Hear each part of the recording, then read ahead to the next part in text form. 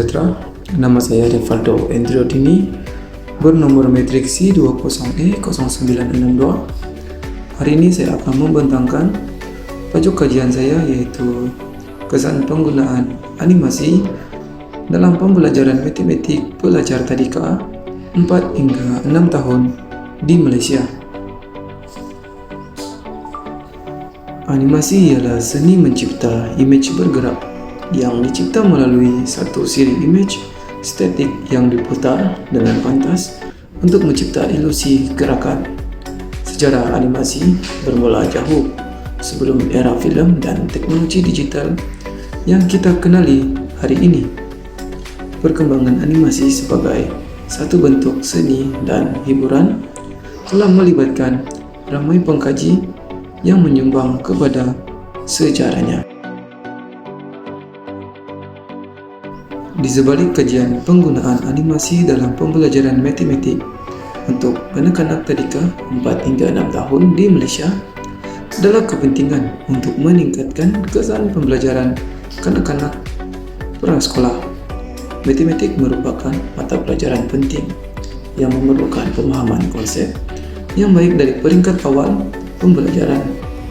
Oleh itu, penggunaan teknologi dan media seperti animasi boleh menjadi cara yang berkesan untuk menjadikan konsep matematik menarik dan boleh difahami oleh murid prasekolah.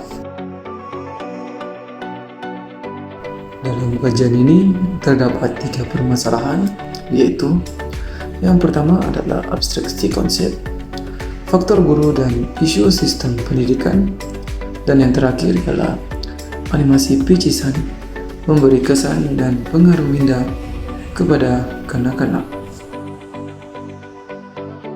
Untuk objektif kajian, yang pertama ialah menilai tahap minat dan motivasi pelajar terhadap pembelajaran matematik sebelum dan selepas penggunaan animasi.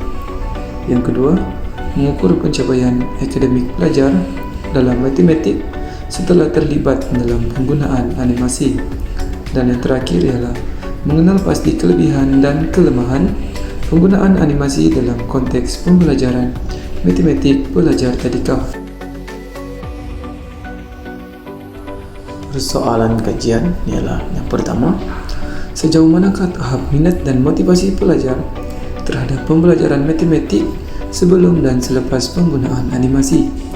Yang kedua, bagaimanakah pencapaian akademik pelajar dalam matematik setelah terlibat dalam penggunaan animasi. Yang ketiga adalah apakah kelebihan dan kelemahan penggunaan animasi dalam konteks pembelajaran matematik pelajar tadika. Kaedah kajian. Dalam kaedah kajian terdapat mengenal pasti isu, penyataan masalah, objektif kajian, mereka bentuk kajian, tinjauan literatur, persoalan kajian, metodologi, sampel dan instrumen, menjalankan proses analisis data, dan yang terakhir adalah proses pengumpulan data. Kajian literatur. Dalam kajian literatur, saya membagikan kepada 3, yaitu kajian literatur mengenai animasi, kajian literatur mengenai matematik, dan kajian literatur mengenai pelajar tadika. Dalam ketiga-tiga kajian literatur, saya pecahkan lagi untuk setiap satu kepada 3, yaitu tesis, artikel atau jurnal, dan buku ataupun majalah. Dalam metodologi kajian, ianya melibatkan proses pengumpulan maklumat dan data penyelidikan untuk mencapai matlamat. Oleh itu, saya telah bahagikan beberapa bahagian dalam metodologi kajian ini.